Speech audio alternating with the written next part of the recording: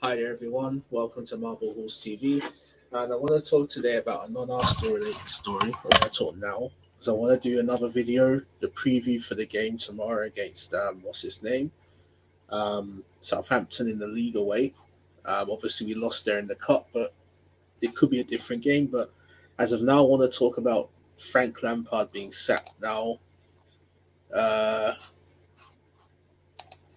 I just want to increase the size of the screen, so bear with me. Um,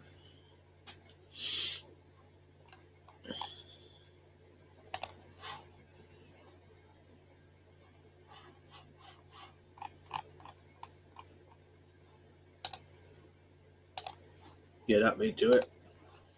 Okay, then. So hopefully you can see that better. Um, so yeah, so Frank Lampard's been sacked, and you have to see the writing was on the wall for some time.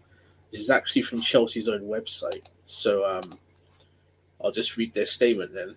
So they're saying this has been a very difficult decision and one that the owner and the board have taken lightly.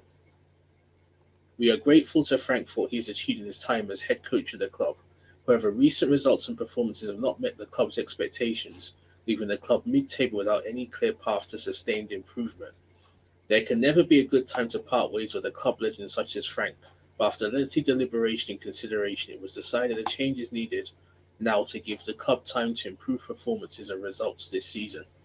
Roman Abramovich said, "This was a very difficult decision for the club, not least because I have an excellent personal relationship with Frank, and I have the utmost respect for him. He's a man of great integrity and has the highest of work ethics. However, under current circumstances, we believe it is best to change managers. On behalf of everyone at the club, the board, and personally, I would like to thank Frank for his work as head coach and wish him every success in the future. He's an important icon of this great club, and his status here remains undiminished. He will always be warmly welcomed back at Stamford Bridge." And it ends here saying the club will be making no further comment until such time as a new head coach is appointed. Well, the thing is, the writing was on the wall for them, right? Not them, sorry, him. He had to go, frankly. There is, and I think it's not just. I think it's more the case that their performances weren't good as late. Obviously, they lost to us. They lost to a few other teams too. Um, I know they beat Luton in the cup, but come on, they were always going to beat Luton. So, you know, I think it had to happen, and I think there's a mix of the fact that one, the amount of money that they spent, and the return of that money, if that makes sense. And they didn't spend money on shit players, Havertz and Werner, Ziyech. It hasn't, Thiago Silva hasn't gone for them. Um, and also, you have to say, what's his name?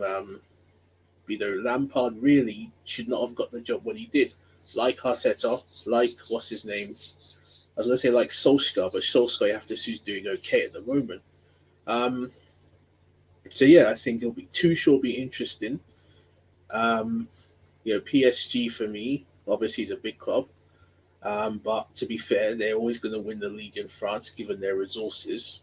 Um, but I think he is definitely more experienced than Lampard, and he would add something extra. So I think he probably would get the best out of the German players they have, like Havertz and Werner, who've not really hit the ground running, as it were. So you know, um, I would say if something like this had to happen, it was inevitable. The writing was on the wall. So does that mean Lampard's done in his managerial career? I don't think so. He's still young in managerial terms. He's still young in life terms, really, but managerial terms, I think he can get another job where it's another top level job. I doubt it, but he'd have to work his way back up. But maybe in 10 years he could be managing another big club, or 5 years even if he succeeds. So in a way, it's sad for Frank, but he really should not have got the job when he did, and for me, that's the ultimate failing. So you know that's on Chelsea, and I'm going to be back a little later because we signed Odegaard. I'm going to talk about that in probably a couple of hours, and then I'm going to do Southampton preview for the league game. So thanks very much for listening.